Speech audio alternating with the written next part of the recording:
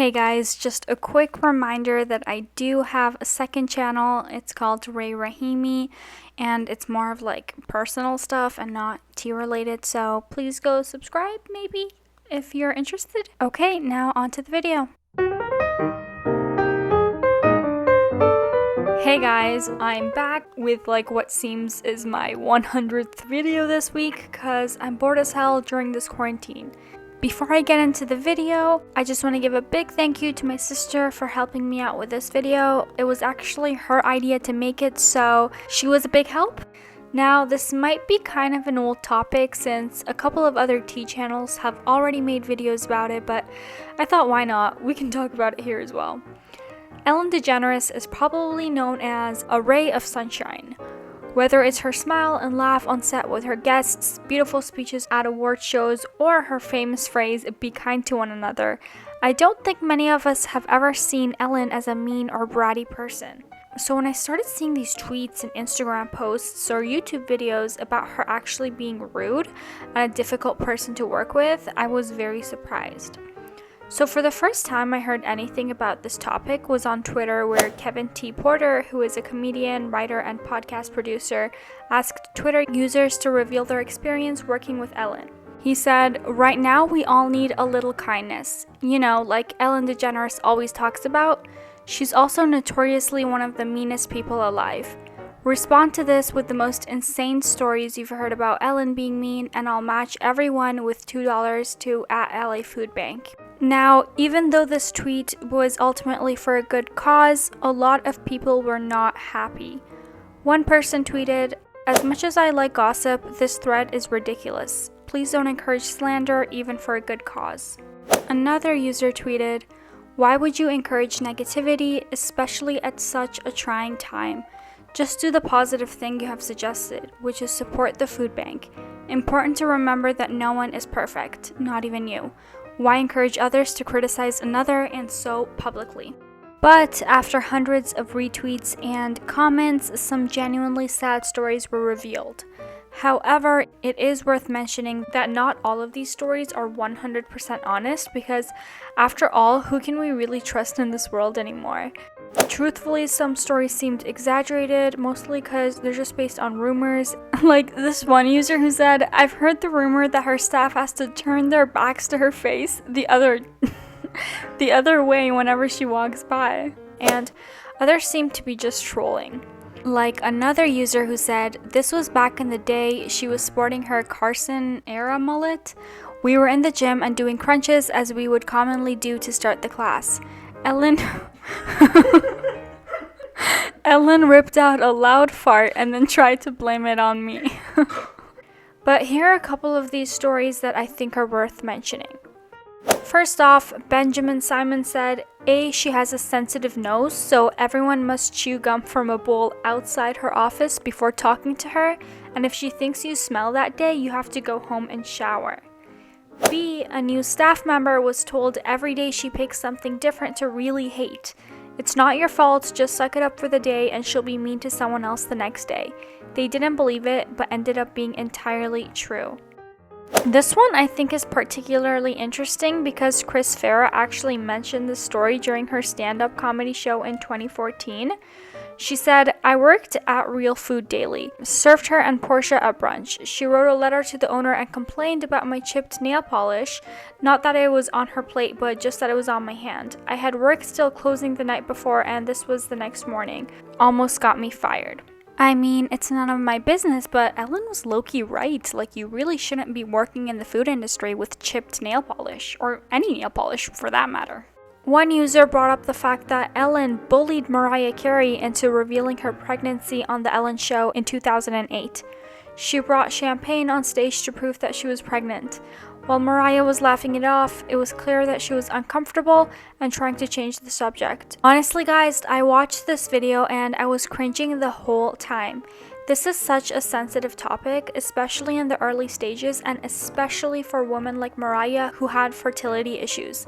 Needless to say, Mariah unfortunately had a miscarriage a couple of weeks later, making people even more mad about why Ellen forced her to announce her pregnancy on national television when she was not ready. Another user said, after working for Ellen for over 5 years, a close friend left to have a baby and found a different job on a Union Network show with benefits. Ellen begged her to return, then fired her after 1 week. No reason given. And my friend struggled for a long time with her new baby and no benefits. One user said, a friend of mine told me about a custodian she knew who was fired because he was slightly autistic and forgot he wasn't allowed to look at or speak to her, and he loved greeting everyone. Now, after all these stories resurfaced, so did NickiTutorials' interview on Dutch national television that happened a couple of weeks ago. I'm pretty sure most of you know, but in case you don't, NickiTutorials is an amazing makeup artist who came out as transgender in January of this year. She was invited to the Ellen show soon after to talk about her experience. While we obviously did not see what happened behind the scenes, especially because Nikki and Ellen seemed so comfortable talking to each other and they took a cute photo at the end of the show, apparently things were not as perfect as we had thought. Nikki revealed that Ellen did not even come say hi or shake her hand before the show. During her interview on Dutch national television, Nikki kept saying it is very different than how we are here in the Netherlands. After seeing her interview, guys, even though she was trying to be so nice about it and never said anything rude about Ellen or anyone in the US, it was clear that she was a bit hurt. I mean, it's understandable, right? You have this idea, this image of someone, and you finally get a chance to meet them, but they don't even take the time to properly greet you, shake your hand, and make you feel welcomed. This ruins your view of that person and leaves a bitter taste in your mouth.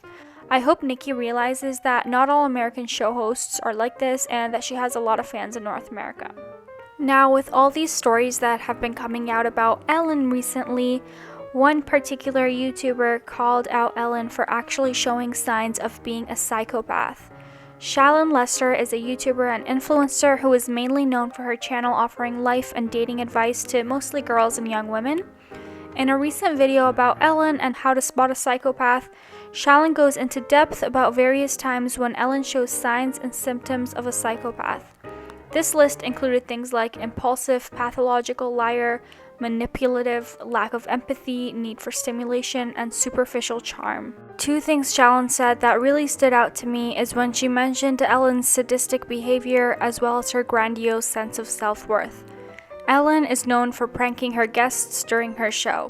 I personally always thought of this to be a harmless joke and purely an element of entertainment, but Shallon seems to disagree with this idea. Apparently, psychopaths have a need for excess stimulation to get excited, and one of the ways Shallon said Ellen does this is by scaring them during her show. Personally, I don't know how much I agree with her on this one. I mean, sometimes I'd even get a chuckle out of people getting scared.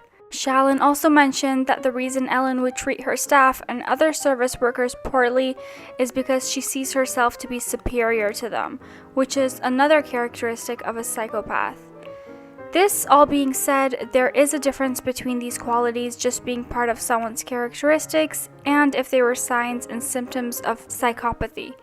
Obviously, we're not here to make a diagnosis. I just think Shallon's point of view is an interesting one.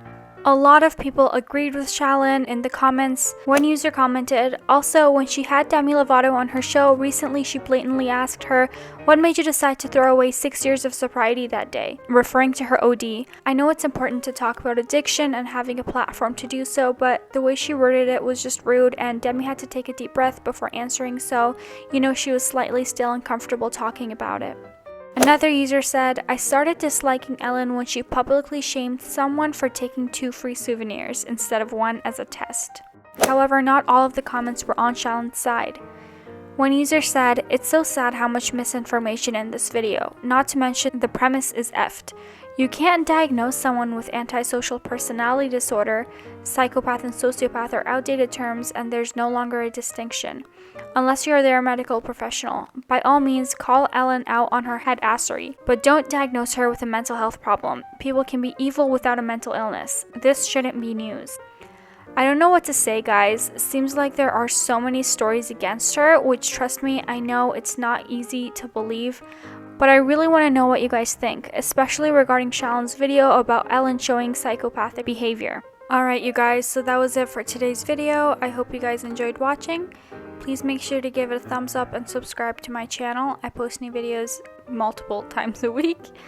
Yeah, bye.